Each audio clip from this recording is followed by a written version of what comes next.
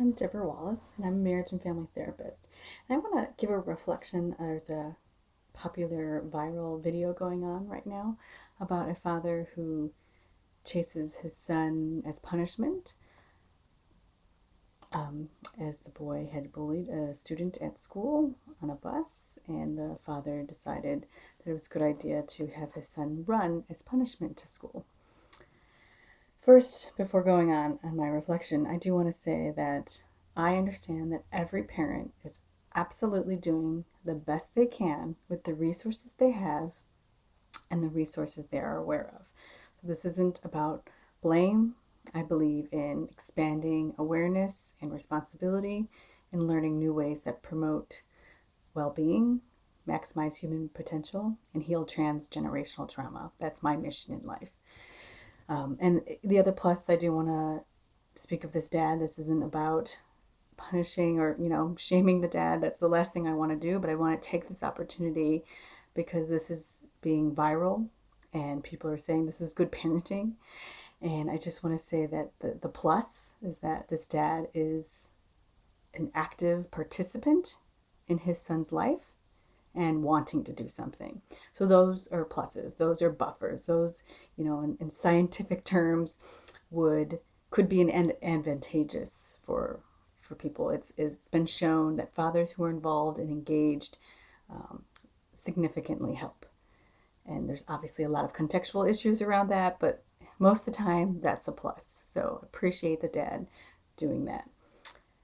My biggest concern is, first off, the line, I'm just going to slow this down. The father says, you don't have to kill your children, and most times you don't have to beat them. I'm going to say that again. He says, you don't have to kill your children, and most times you don't have to beat them. Great, you never have to kill your children, nor you never have to beat them. And this is a topic about bullying. Let's hear that. Can you hear that hypocrisy in that statement? We're getting upset about the child being aggressive, using his power over someone more vulnerable to get his needs met because he can't handle his emotions. And then a parent is going to go on and also use their power over and be abusive. So when I watch that video, my stomach hurts. I'm in shock, and it saddens me that the applause that this father gets and people, yeah, that's what to do. When it comes to consequences, you don't need to make up consequences. They're inherent. Every action has a reaction. Every choice has a consequence. Everything you do, it's going to have a natural consequence. What I recommend, parenting is my passion. I have 2 children. And there's amazing material inherent in the experience that has consequences. What I recommend is slowing down the process, connecting to our thoughts, our feelings, what we're born with, to learn from the situation. So what I would recommend in any bullying situation, I'm going to speak from a parenting point of view. Schools are going to have their own rules and structures, and that's a whole other ballgame. I choose to homeschool, so the schooling system needs a lot of work done. But I'm imagining this boy got a consequence at the school. I don't know all the information. But from a parent's point of view, when you get that phone call that your child has done something, check. Most likely you'll get that phone call without your child around. If that's the case, whatever the case is, I highly recommend the very first thing you do is you breathe and you notice the thoughts that are coming up, like how naturally it could be, how could my son do this? I don't believe you. Or wow, whatever the thoughts are. I want you to notice what you were thinking for yourself when you get that phone call from the school. Notice how that feels in your body. Most often you're going to feel clenched, tense, tightening. Your heart rate is probably going to go faster. Your breathing might go shallow because your child who you brought to this world is being accused of something. And so this is going to take over your body. And everyone's going to have different reactions. So it matters more for you to connect to what's going on with you. And then when you've done that, I definitely keep taking deep breaths, doing what you need to do to help calm your central nervous system so that you can get calm, because we only can make good decisions when we're in a state of calm. That's number one, is taking care of your own body and mind and spirit. And then when you have to see your child, I highly recommend briefly stating what you heard without adding any judgment. So when I come home, you would say, I got a phone call from your school and they said that you bullied someone on the bus. Stop. Watch your child. Listen to your child. See your child. If, depending on the context of your relationship or the health of your relationship and your calmness, if you were calm and you have a good rapport, most often the child will allow themselves to be vulnerable. They will feel safe and they'll be able to be honest about what happened. This is most often not the case. They're going to feel your fears. They're going to be whatever happened at school, and they'll probably have a defensive mechanism come and they'll lie. They'll make up a story. They'll project it and say because they did this, which is all common, all normal. We all do it.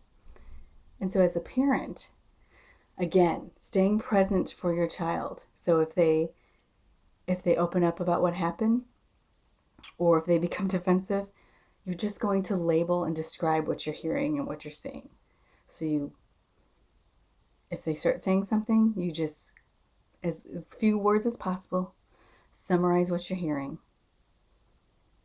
and let them share. And this can go many ways. And then for them to learn how to connect to their feelings, you would say, how does that feel? How are you feeling about the incident, about what the school did? How are you feeling? Let them share. You summarize. You make sure you're hearing them. And then you would go on to, how do you think that child, the person that they did this to, how do you think they're feeling? And if you can remain as calm and as non-judgmental as possible, the child will be honest and will share all the raw material that you need, because those are the consequences. The natural consequences are all those big emotions that occurred, how people reacted, what happened afterwards. Those are the consequences. So our jobs as parents is to slow things down, be a safe place for our children to process what happened and to connect the dots. So you would also talk about, wow, you could share your feelings too and say, I'm shocked to hear this. I'm angry to hear this. I want to know what you were thinking before this happened. And then stop. Let them share what they were thinking. Don't interrupt. And again, reflect what you're hearing them say. Your job is to help them make the connections, because you're not going to be there. As a parent, you cannot be there all the time, controlling and directing. They have to learn to connect to their resources so that they can respond appropriately no matter what's going on. And most of the time, we're going to have a lot of negative things going on. So we need to take advantage of these opportunities when negative things happen, when they make poor choices. We don't need to punish them. There's enough going on. You just need to slow down and let them see what negative actions, what negative things happen in their own mind, in their own body, in their relationships, in their environments. You need to help them make those dots themselves, connect those dots. And I assure you, I have a 13-year-old son. It's amazing what I get to see, that he connects, and how empathetic and caring and thoughtful and the integrity he has. Because I was blessed that when he was 3, I got to do some amazing training on regulatory parenting, on neuroscience, and the development of the brain. My master's is in human development, and I've always specialized in children and the parent-child relationship. And when my son was 3, even though I knew never to spank, I knew that. I just knew that never made sense to my being. So I never would do that. And I thought I always was doing positive parenting. But I realized when my son was 3 and I did this specialized training, and I could see the stress response being activated in my son. I was able to objectively step back and see, wow, he's stressed. What is it about me that makes him not feel stressed? That makes him feel stressed. And I realized it was my emotions, even though I was never punishing him. I don't believe in timeout. I still don't. You don't need it. But I thought, I was telling him to go to his room and he could still play. When I was upset, I would say, go to your room, why don't you have some time and play? And I thought, well, that was positive, but I was still sending the message that I couldn't handle him. And it was true. My emotions, I was getting so upset, I couldn't handle it. And so from that day of doing that training and my relationship with him, from that day forward, I made the absolute conscious choice to take responsibility for my emotions and what I can handle and what I could not. And not put my stuff on him, not have to do that so that he didn't have to internalize my stuff on top of everything that was going on for him. And it's, I can't say enough greatness about what I've learned from my relationship with him. And I even had a friend kind of when my son was around 5, and she had a child, and she's like, oh, I was just trying to think about a consequence. My child had done this and I couldn't think of a consequence, and it kind of caught me off guard. And in my mind I was like, oh, that's so funny. Like I never have to think of consequences. And it almost sounded silly to me, because when you experience the paradigm of trust and taking responsibility for your own being, you don't have to make up consequences because you just are present for what's organically, naturally unfolding. So, what I hope is that more videos and more understanding and more promotion of positive ways, of emotional intelligence, of how to support children through the hard stuff. We don't that people I want people to see that making up these punishments, the shame, the embarrassment, the humiliation, what it's doing, it's degrading our moral fiber and our relationships, and it's causing so much more harm than people realize. And it's just building and building and building. So thank you for listening to me, and I hope to share more about current events that happen through the lens of love-based parenting and how to experience the paradigm of trust in day-to-day interactions. Take care. Bye-bye.